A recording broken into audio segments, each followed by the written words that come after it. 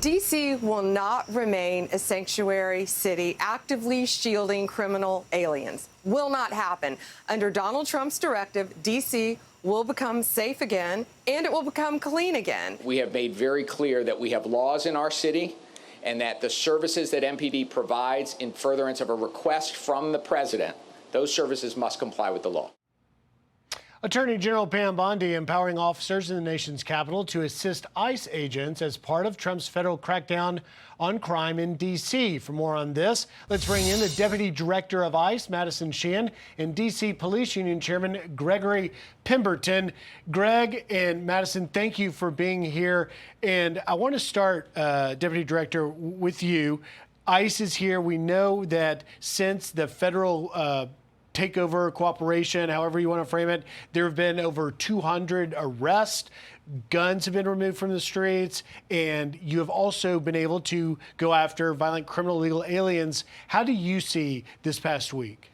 I think this past week has been a historic success. This is President Trump's all-of-government approach. We're taking every resource we have in the federal government, working beside the city of D.C. and the D.C. police to be able to effectuate change, get the worst of the worst off the street, and use all of our investigative officers as well as our ERO officers to be able to help the city of D.C. really create change and make D.C. safe again. And we're excited to be a part of that mission. And that's a good point, Madison, because a lot of people don't understand, unless you've worked there or covered it like I have for a reporter. Within ICE, you have the ERO. People hear these acronyms, they don't know. That's enforcement and removal operations. They get the violent criminals and deport them. But then also within ICE's HSI, the Homeland Security Investigations, they do more sort of police work like you would see a police detective at MPD do. Absolutely. So Homeland Security Investigation is the largest investigative arm of the Department of Homeland Security. So under the direction of Secretary Noem,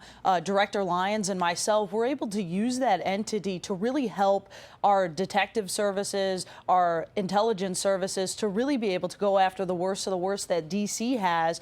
Also, the U.S. citizens that are out there moving some of the drugs that are coming across the border, moving the guns that are coming across the border, allowing us to really tie in the immigration piece as well as the customs piece that makes up ICE. And Greg, I want to ask you, because, you know, this is a case where D.C. seems to have needed this support. Like, how did we get here, and is it working out for your officers on the ground here in D.C.? Yeah, thanks for having me, Griff. And you're absolutely right. What's important to note is how we got here. Back in 2020, the D.C. City Council passed a piece of legislation called the Comprehensive Policing and Justice Reform Act, which was a bill that was designed to hamstring police officers, to reduce the size, scope, and responsibility of police officers, and also make sure that criminals couldn't be held accountable even when they were convicted of violent crimes. Since that bill passed, we've lost hundreds of officers. As a matter of fact, we have an authorized sworn strength of 4,000 sworn police officers. As of today, we have 3,180, leaving us with more than 800 vacancies. And the fact that we need help from these federal agents or the National Guardsmen shouldn't come as a surprise to anyone.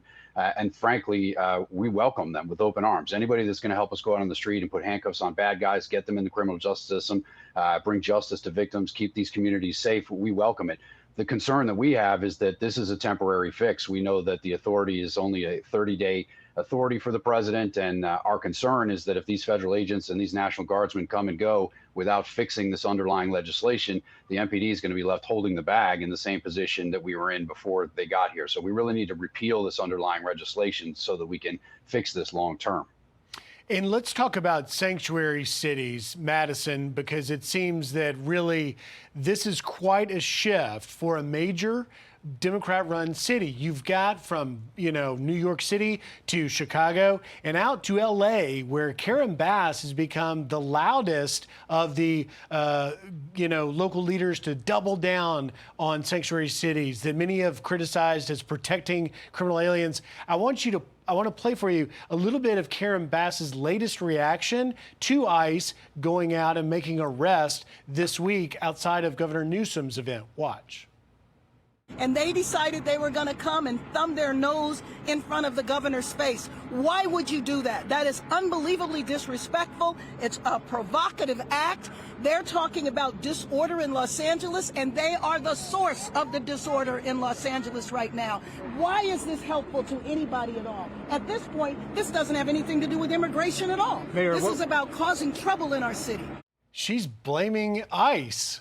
Well, look, all of our enforcement is targeted enforcement. So if we had intelligence to be somewhere that Gavin Newsom was because of the amount of illegal aliens in that area, that has nothing to do with Gavin Newsom. It has to do with the fact that he's allowed these criminals to be set free in sanctuary cities. What we find in sanctuary cities is that oftentimes they're the one who needs ICE's help the most, because the criminals will flock to these sanctuary cities knowing nothing can be done about them, and they can continue to run free, whether it's move drugs through our community, the traffickers, the murderers, the rapists run free in these communities, and the Democrats continue to choose to protect them over the American people. And thanks to President Trump, we're able to go out and work in these sanctuary cities with a full of government approach, and really just historic success in going into sanctuary cities and effectuating change. Greg, how does the MPD view this change, and now the D.C. police officers will help cooperate with ICE? Well, it's a sticky situation because obviously the local government on the D.C. side is not a fan of enforcement of illegal immigration. And so our concern is that our members are going to be a political football in which we're ordered to do this while our elected officials and our bosses are upset with it. The fact of the matter here is if the city council and the citizens of D.C. were not interested in this sort of enforcement going on in their city, then they should have thought about that before they passed some of the worst law enforcement and public safety legislation the city has ever seen. The fact is that the crime situation is so detrimental here in the District of Columbia that it requires a federal response. And now that the feds are here, it sounds like the feds are going to change some of the rules so that they can enforce the laws they want to. In the future, the city council should be aware of the fact that the seat of the federal government is right here in the district, and they need to be very careful about how they legislate laws about public safety. We've got to leave it there, but I just have a very quick question for you, Greg, and that is, we see these stats coming from city leaders that they have 30-year record low violent crime here, but I spent this week interviewing victims of crime in D.C., and they are not feeling it. The stats are not the reality for them. Is there a crime problem in D.C. that did require and necessitate this federal response? Absolutely. Crime is completely out of control in the District of Columbia. We're glad that the federal government wants to fix it.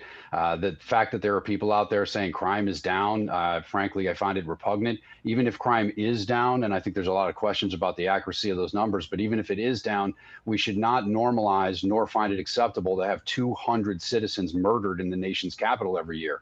We should be doing everything we can to drive those numbers down to zero. And the way that we do that is by repealing the legislation that allowed it to happen back in 2020. D.C. Police Union Chairman Greg Pemberton and Deputy Director of ICE Madison Sheahan, thank you both for being here. I think that was an important conversation to have, in that the American people can see how you're working together now for the safety of communities. Greg, Madison, thank you. Thank you.